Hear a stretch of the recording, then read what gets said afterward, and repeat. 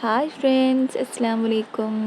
Welcome back to Shaz kitchen lock. ഇന്ന് നമ്മൾ തയ്യാറാക്കാൻ പോകുന്നത് ഫിഷ് ബിരിയാണിയാണ്. ആവോലി മീൻ വെച്ചിട്ടാണ് നമ്മൾ ഈ ബിരിയാണി തയ്യാറാക്കുന്നത്. അതിനായിട്ട് 1 കിലോ വരുന്ന ആവോലിയാണ് എടുത്തിട്ടുള്ളത്. മീൻ ഇതുപോലെ ഒന്ന് ക്ലീൻ ആക്കി എടുക്കുക. ഇനി ഇതിലേക്കുള്ള മസാല തയ്യാറാക്കാനായിട്ട് 2 ടേബിൾ സ്പൂൺ കാശ്മീരി മുളകും പൊടിയാണ് എടുത്തിട്ടുള്ളത്.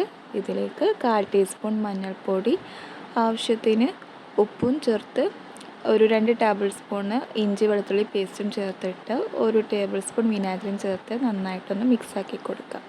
ഇനി ഈ ഒരു മസാല നമുക്ക് മീനിൽ നന്നായിട്ട് യോജിപ്പിച്ചെടുക്കാം.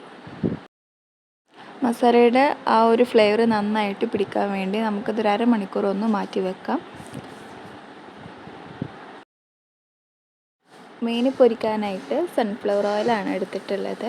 ചൂടായ എണ്ണയിലേക്ക് ഓരോന്നോരോന്നായിട്ട് നമുക്കിതുപോലെ പൊരിച്ചെടുക്കാം.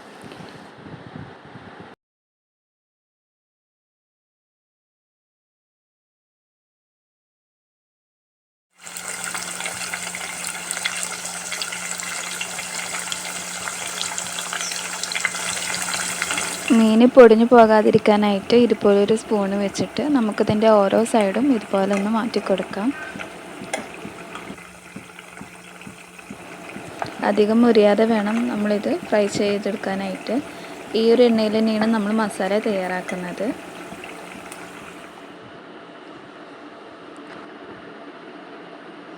അങ്ങനെ നമ്മുടെ മീൻ ഇതുപോലെ പൊരിച്ചെടുത്തിട്ടുണ്ട്. ഇനിയൊരു എണ്ണയിൽ വേണം നമ്മൾ മസാല തയ്യാറാക്കാനായിട്ട്. അതിനായിട്ട് ഒരു 6 സവാള ഇതുപോലെ കനം കുറഞ്ഞ് അരിഞ്ഞെടുത്തിട്ടുണ്ട്.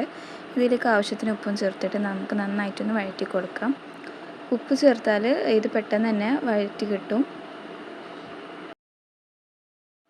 ഇനി ഇതിലേക്ക് 2 ടേബിൾ സ്പൂണ് ഇഞ്ചി വെളുത്തുള്ളി പേസ്റ്റ് ചേർത്ത് കൊടുക്കാം. എന്നിട്ട് ഇതുപോലെ നന്നായിട്ടൊന്ന് മിക്സാക്കി കൊടുക്കാം. അതിൻ്റെ ഒരു പച്ചമണം മാറുന്നത് വരെ നമുക്ക് ഇതുപോലെ ഒന്ന് വഴറ്റി കൊടുക്കാം.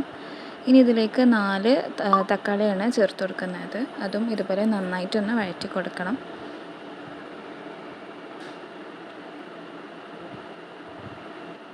ഇനി ഇതിലേക്ക് മസാലപ്പൊടി ചേർത്ത് കൊടുക്കാം. അതിനായിട്ട് 1 ടേബിൾ സ്പൂൺ മുളക് പൊടി, 1/2 ടീസ്പൂൺ മഞ്ഞൾപ്പൊടി, 1/4 ടീസ്പൂൺ കുരുമുളക് പൊടി. കുരുമുളക് പൊടി നമുക്ക് എരിവിനനുസരിച്ച് ചേർത്ത് കൊടുക്കാം. പിന്നെ 1 ടീസ്പൂൺ ഗരം മസാല പൊടിച്ചത്. ഇതിൽ നമ്മൾ മല്ലിപ്പൊടി ചേർത്ത് കൊടുക്കുന്നില്ല. ഇനി ഇതിലേക്ക് 2 ടേബിൾ സ്പൂൺ അധികം പുളിയില്ലാത്ത തൈര് ഒഴിച്ചെടുക്കുന്നുണ്ട്. എന്നിട്ട് ഇതുപോലെ നന്നായിട്ടൊന്ന് മിക്സാക്കി കൊടുക്കാം. ഇനി ഈ ഒരു മസാലയിൽ നമ്മൾ നേരത്തെ പൊരിച്ച് വെച്ച മീൻ ഇതുപോലെ ഇട്ടിട്ട് നമുക്കൊരു 5 മിനിറ്റ് ഇതൊന്ന് അടച്ച് വേവിക്കാം. നമ്മുടെ ബിരിയാണിക്കുള്ള മസാല തയ്യാറായി വന്നിട്ടുണ്ട്. ജീരകശാല അരി വെച്ചിട്ടാണ് നമ്മൾ ഈ ബിരിയാണി തയ്യാറാക്കിയെടുക്കുന്നത്. ഏകദേശം ഒരു 3 കപ്പ് അരിയാണ് നമ്മളിവിടെ എടുത്തിട്ടുള്ളത്. ഇനി ഇത് നന്നായിട്ട് കഴുകിയിട്ടൊന്ന് വൃത്തിയാക്കിയിട്ട് നമുക്കൊരു 20 മിനിറ്റ് ഇതൊന്ന് കുതിർത്തി വെക്കാം.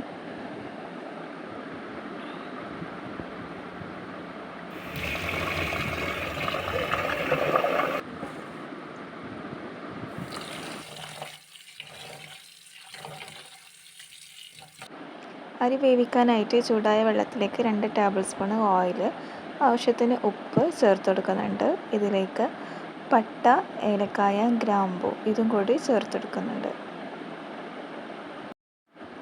വെള്ളം വെട്ടിത്തിളക്കുമ്പോൾ വേണം അരി ഇട്ട് കൊടുക്കാനായിട്ട്. ഏകദേശം 10 മിനിറ്റിൻ്റെ ഉള്ളിൽ തന്നെ അരി നമുക്ക് കുക്കായി കിട്ടും.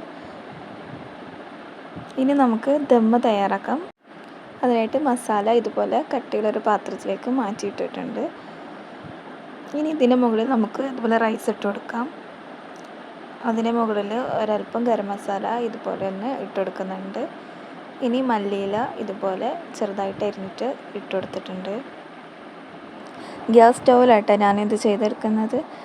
ഇനി ഇതിലേക്ക് ഒരല്പം നെയ്യ് ഇതുപോലെ ഒന്ന് ഒഴിച്ചെടുക്കുന്നുണ്ട്. എന്നിട്ട് നന്നായിട്ടൊന്ന് അടച്ച് വെച്ചിട്ട് ഒരു 10 മിനിറ്റ് നമുക്ക് ലോ ഫ്ലെയിമിൽ ഇത് വെക്കാം. ഇപ്പോൾ 10 മിനിറ്റ് കഴിഞ്ഞിട്ടാണ് നമ്മളിത് തുറന്ന് വെക്കുന്നത്.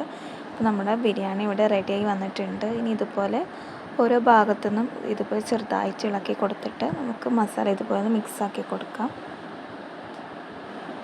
ആദ്യം മീൻ ഫ്രൈ ആക്കിയത് ഇതിൽ നിന്ന് മാറ്റിയിട്ട് വേണം മസാല ഇതുപോലെ മിക്സാക്കി കൊടുക്കാനായിട്ട്. അപ്പോൾ ഇതാ നമ്മുടെ ഫിഷ് ബിരിയാണി ഇവിടെ റെഡിയായി വന്നിട്ടുണ്ട്. ഗ്യാസ് സ്റ്റൗവിലാണ് നമ്മളിത് ഉണ്ടാക്കിയിട്ടുള്ളത്. അപ്പോൾ എല്ലാവർക്കും ഇത് ട്രൈ ചെയ്യാൻ പറ്റുന്ന ഒരു റെസിപ്പിയാണ്. അപ്പോൾ നിങ്ങളെല്ലാവരും ഇത് ട്രൈ ചെയ്തിട്ട് ഫീഡ്ബാക്ക് കമൻറ്റ് ബോക്സിൽ എഴുതി അറിയിക്കുക. നമ്മുടെ ബിരിയാണി ടേസ്റ്റ് ചെയ്യാനുള്ള ആൾ എത്തിയിട്ടുണ്ട് ഇവിടെ. വീഡിയോ ഇഷ്ടപ്പെട്ടാൽ ലൈക്ക് ചെയ്യുക, സബ്സ്ക്രൈബ് ചെയ്യുക. അപ്പോൾ അടുത്ത വീഡിയോ ആയിട്ട് വരുന്നത് വരേക്കും ബൈ.